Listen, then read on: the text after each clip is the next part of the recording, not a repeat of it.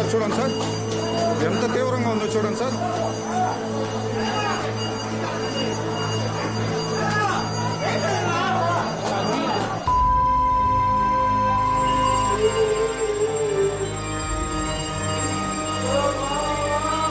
चार लोग 6 से 7 घंटे में 4 लोग खत्म हुए. क्यों खत्म हुए? वो नर्स को बुला रहे थे, सिस्टर आ जाओ, दिक्कत हो रही है. और सिस्टर नहीं आती थी. एक अंकल तो बुलाते बुलाते उलट के गिर गए, पूरा सर फूट गया, ब्लड और मर गए वो अंकल. इतना ऑक्सीजन का किल्लत सर, मेरा बाबू डर गया बहुत ज्यादा. ऑक्सीजन सिलेंडर देखता था और कहता था हाँ. बस लास्ट था वो सर, वो लास्ट था मेरे बाबू का लास्ट. लेके रात में जा रहे हैं तो कोई डॉक्टर रात में इमरजेंसी में मिल ही नहीं रहा.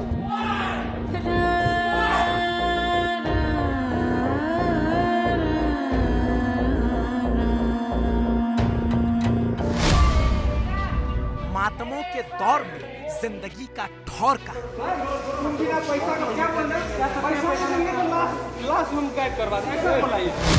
दावों के शोर में इलाज का दौर कहाँ.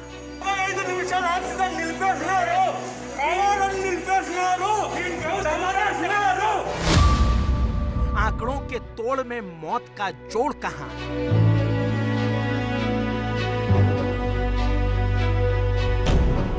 जज्बातों के ज्वार में खुशियों का दौर कहाँ. हालातों ने मारा, हुक्मरानों ने तारा, और कहते हैं सब खैरियत है. और ये सुनते ही आंखों ने आंसू उगल दिए, हलक ने खून के घूंट निगल लिए. आंकड़ों ने कहा इस्तकबाल कर हुकूमत का, झुका सिर सजदे हो जा सरकार के. और इतने में ही नदियों ने गवाही के तौर पर अनगिनत लाशें उगल दी.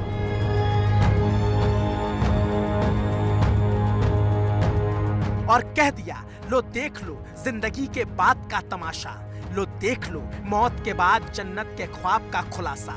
देख सकते हो तो देखो, बक्सर के बाद आज उत्तर प्रदेश के गाजीपुर की गंगा ने लाशें उगल दी. और यहीं पर सियासत के बज़्म पर बजबजाते शरीरों ने मुनादी कर दी कि ये मुल्क तबाही के तोरण द्वार पर खड़ा है.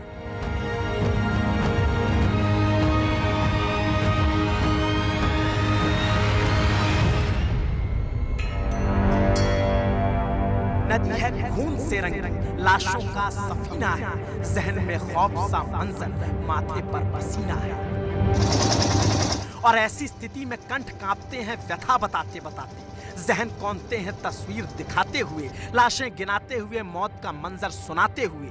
कहते हैं मौत के बाद मोक्ष मिल जाता है, मगर यहाँ तो इज्जत की जिंदगी छोड़िए साहब, सलीके की मौत भी मयस्सर नहीं. क्योंकि गाजीपुर के गहमर घाट पर सैकड़ों लाशें कुछ जली कुछ अधजली पहुंच जाती हैं तो हड़कंप मच जाता है. और हड़कंप मचना लाजमी था, क्योंकि शायद कभी किसी ने ऐसा मंजर नहीं देखा. बक्सर की तस्वीर अभी जहन को झकझोरे हुए थी कि गाजीपुर ने सरकारों की शान में गुस्ताखी कर दी. देखिए, अब गंगा सभी के लिए पवित्र है. गंगा को माँ का दर्जा दिया गया है और इसमें शव का विसर्जन या जल प्रवाह या जल समाधि माना जाता है कि मोक्ष की तरफ हमारी परंपराएं आगे बढ़ती हैं. प्रशासन अब लाशों को समेटने में लगा है. परिवार आंसुओं को संजोने में लगे हैं. कोई लाशों को बहा रहा है, कोई कांधे पर लाश ढोने पर मजबूर है.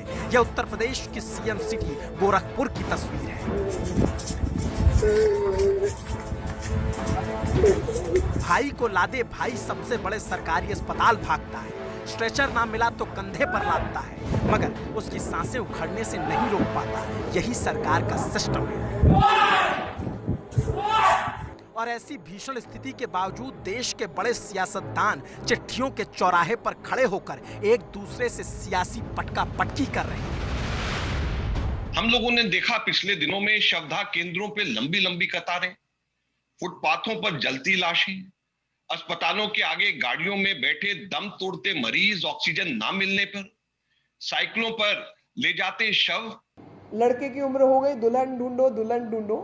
और जब दुल्हन ढूंढी जाती हैं, लड़कियां हैं, तो नाक नुक्स निकालना कि ये ऐसी है वैसी है, मुझे शादी नहीं करनी. लेकिन उसके बाद में वो दुल्हन के लिए घूम रहा है, क्योंकि अब उस उम्र की महिलाएं बची ही नहीं है। वही हालत इन लोगों की है। इस त्रासदी में भी सत्ता और विपक्ष का तालमेल नहीं है। विपक्ष के सवालों का जवाब सत्ता सवालों से दे रही है, और यह हाल तब है जब कोरोना 7वें आसमान पर और मौतें पाताल के गर्त तक पहुंच चुकी हैं। क्योंकि मार्च महीने में 10.5 लाख केस आए, मौतें हुए 5,427, यानी हर रोज औसतन 175 लोग कोरोना से मरे। अप्रैल में यह आंकड़ा भयानक तरीके से बढ़ा, 66 लाख से ज्यादा केस आए, मौतें हुई 45,862, यानी औसतन हर दिन 1,529 लोग बेमौत मारे गए। मई का हाल तो और बुरा हुआ, मात्र 10 दिन में केस आए 42 लाख से ज्यादा, और 10 दिनों में ही लिखित तौर पर 41,662 लोग मारे जा चुके हैं, यानी हर रोज औसतन 3787 लोग कोरोना और इलाज के अभाव में मर रहे हैं। और यकीन मानिए, ये आंकड़े सरकारी हैं, हकीकत इससे कोसों दूर है। आलम यह है कि कब कौन किसका साथ छोड़ दे किसी को नहीं पता, और ऐसी स्थिति में सोचिए जरा कि देश आज कहां खड़ा है, आंकड़े कितने सच हैं, क्योंकि अस्पतालों की हालत किसी से छिपी नहीं।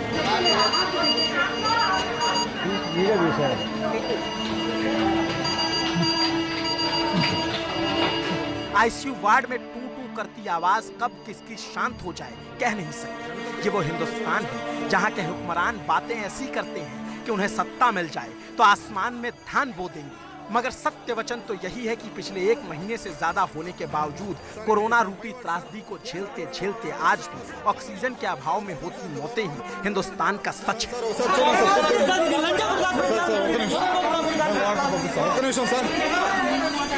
చూడండి సార్ ఎంత ఘోరంగా ఉంది చూడండి సార్ పైవాడు మాత్రమే సార్ ఇది పైవాడు మాత్రమే సార్ ఎంత ఘోరంగా ఉంది సార్ సార్ ఇది సార్ आंध्र प्रदेश के तिरुपति में सिर्फ 5 मिनट के लिए ऑक्सीजन टैंकर लेट हुआ, 11 सांसें तत्काल थम गई। आईसीयू वार्ड में लाशें बिछ गई, 1 दर्जन परिवार खड़े खड़े तबाह हो गए। और तबाही का ये आलम दक्षिण से लेकर उत्तर तक एक साथ, हर जिले हर सूबे में लोग अपनों को खो रहे हैं, परिजन रो रहे हैं, आंखों में आंसू और जहन में आक्रोश को ढो रहे हैं।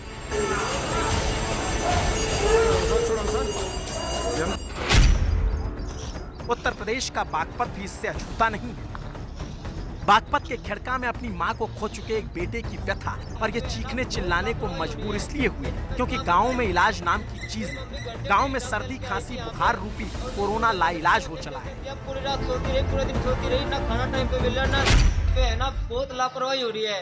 मैं साफ बता रहा हूँ, मेरी मम्मी घर से ठीक ठाक चल के आई थी यहाँ पे, और इन्होंने पता नहीं कौन सा इंजेक्शन दिया। पूरी रात सोती रही, पूरे दिन सोती रही, ना खाना टाइम पे मिल रहा, ना उसको वो उपचार ढंग का हो रहा। मम्मी ने बोला भाई मुझे भाई निकालने आते। मेरी मम्मी की बहुत बुरी हालत करके मारा इनको। कानपुर की ही तस्वीर देख लीजिए, गांव के गांव बीमार हैं, कहीं खटिया पर कहीं जमीन पर हाड़ मांस के जर्जर से शरीर पड़े हैं, कभी जिंदगी तो कभी मौत के इंतजार में लड़े हैं। गांव में झोला छाप डॉक्टरों के सहारे इलाज हो रहा है, घर घर में बीमार हैं, चेहरों से गरीबी और वेदना टपक रही है, कभी सांसें चलती हैं, कभी सांसें अटक रही हैं।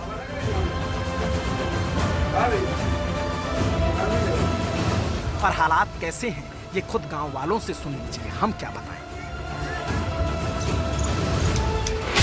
उत्तर प्रदेश के ग्रामीण इलाकों में कोरोना का संक्रमण तेजी से फैल रहा है। मैं इस वक्त कानपुर के रामनगर गांव जो बगदौधी बांगर ग्राम पंचायत इलाके में आता है उस जगह खड़ा हूँ। जो है वहाँ फ़ोन किया था तो एक बार तो फ़ोन उठाया गया और उसके बाद कोई आवाज़ नहीं आई, दोबारा फ़ोन किया तब वो बोले वो डोलो आप खा लीजिए।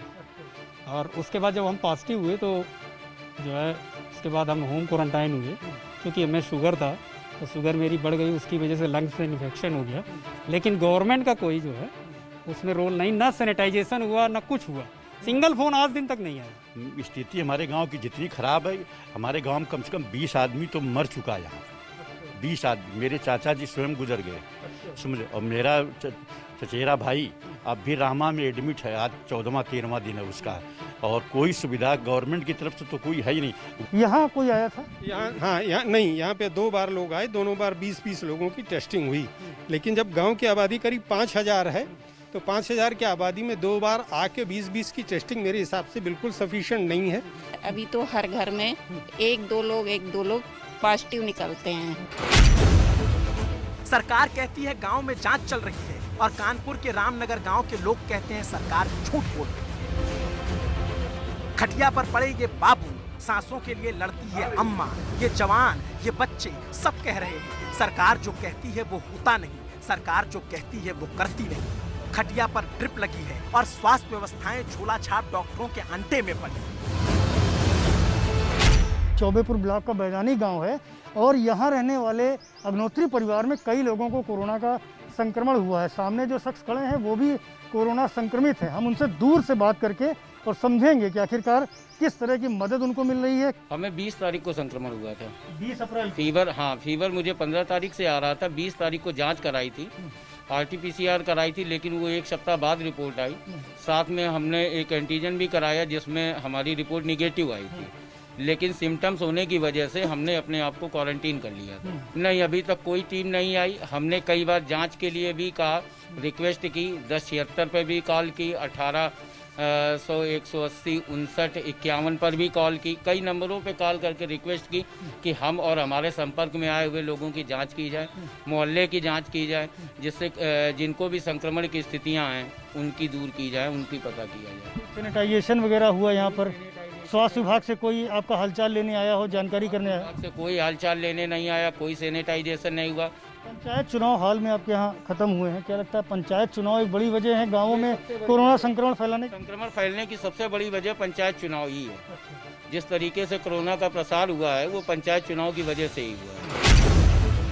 गांव में संक्रमित हो चुके लोग बताते हैं इलाज तो छोड़िए साहब, टेस्टिंग के लिए भी कोई नहीं आया। जो हो रहा है सब भगवान भरोसे चल रहा है और ऐसा इसलिए हो रहा है क्योंकि मुल्क की सियासत आज की तारीख में चिट्ठियों में उलझी है। विपक्ष पूछता है सरकार क्या कर रही है। सत्ताधारी पार्टी के अध्यक्ष विपक्ष से पलटकर पूछते हैं कि आपने अपने राज्य में क्या किया। दोनों ही एक दूसरे से पूछते हैं, मगर जनता से ना कोई पूछ रहा है, ना कोई उसकी सुन रहा है।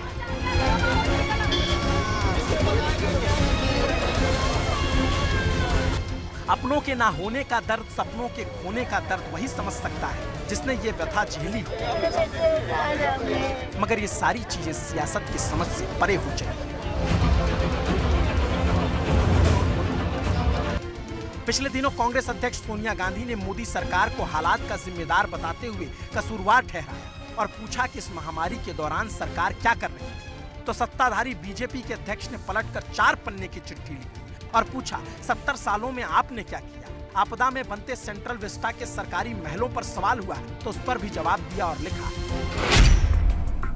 अब कांग्रेस में नया चलन है, सारी जिम्मेदारी सेंट्रल विस्टा प्रोजेक्ट पर डाल दो। मैं आपको याद दिलाना चाहूंगा कि नए संसद भवन की मांग यूपीए शासन में उठी। तत्कालीन स्पीकर मीरा कुमार ने इस बारे में कहा, लोगों को देखना चाहिए कि सेंट्रल विस्टा प्रोजेक्ट के बारे में सवाल उठाने वाली कांग्रेस छत्तीसगढ़ में नए विधानसभा परिसर पर काम कर रही है। सुप्रीम कोर्ट तक ने कहा है 70 साल में जो स्वास्थ्य व्यवस्था का ढांचा बना वो पर्याप्त नहीं। इस 70 साल में अधिकांश समय किस पार्टी का शासन रहा, यह सूची लंबी है, लेकिन इस समय राजनीति करना मेरा मकसद नहीं, ये जेपी नड्डा ने कहा। सियासतदानों की इसी अदा पर तो फिदा है। कहते हैं राजनीति करना मेरा मकसद नहीं और करते हूबहू वही है। ये 70 सालों का हिसाब मांगते हैं वो 7 सालों का। मगर सवाल है कि अभी की जिम्मेदारी किसकी है, विपक्ष की या सरकार की। जनता विपक्ष से उम्मीद करे या सरकार से। यह सरकार की रूलिंग पार्टी के अध्यक्ष आज सोनिया जी को चिट्ठी लिख करके जिस अहंकार पूर्वक जवाब उन्होंने दिया, आज हम सब लोगों का शर्म से झुक जाना चाहिए। जिस प्रकार से चिट्ठी उन्होंने लिखी, आज जब देश के अंदर पवित्र गंगा के अंदर 150 के करीब लाशों को तैरते हुए पूरी की पूरा देश देख रहा है। अगर हाथ बढ़ाओ तो दोस्ती का बढ़ाओ, ताकत देने के लिए बढ़ाओ, धक्का देने के लिए नहीं। और दूसरी बात, ये वो लोग बन गए हैं जो केवल नकारात्मक राजनीति करते हैं। अगर ऑक्सीजन भी आ रहा होगा तो पाइप पे पैर रख देंगे कि अगर एक और मौत हो जाएगी तो इन राजनीतिक गिद्धों को राजनीति करने का मौका मिल जाएगा। प्रदेश का एक सवाल तो 22,000 बनता है। करोड़ का नया संसद भवन और प्रधानमंत्री जी का एक सपनों का महल, उनका आवास रद्द क्यों नहीं हो सकता? क्यों वही पैसा आज ऑक्सीजन, वेंटिलेटर, वैक्सीनेशन पे नहीं लगाया जा सकता? 5,000 से 6,000 करोड़ पिछले एक साल में जीएसटी लगाकर वैक्सीनेशन, वेंटिलेटर और जितने भी उपकरण थे उस पे भारत सरकार ने वसूला है। हम कहते हैं 50%, आप कह रहे हैं राज्य लगाए, राज्य लगा लेंगे, पर आप उन्हें कुछ आर्थिक मदद भी नहीं। लॉकडाउन भी वो लगाएंगे, लॉकडाउन भी वो लगाएंगे, आर्थिक बोझ भी वो झेलेंगे, वैक्सीनेशन भी वही करेंगे, ऑक्सीजन भी वही प्लांट लगाएंगे। आप क्या करेंगे? आप पैसा अपने महलों पे खर्च करेंगे। राजनीति अपने अलग ही उधेड़-बुन में जी रही है। शहरों के बंगलों के बंद कोठरी में सवाल के जवाब में सवाल दागे जा रहे हैं, और यह हाल तब है जब बात बेकाबू हो चली है। 37,15,221 लाख केस आज भी हिंदुस्तान में कोरोना के एक्टिव हैं। 2.5 लाख से ज्यादा लोग हिंदुस्तान में कोरोना की बलि चढ़ चुके हैं, और ना जाने कितनी और जाने उस कतार में आकर खड़ी है।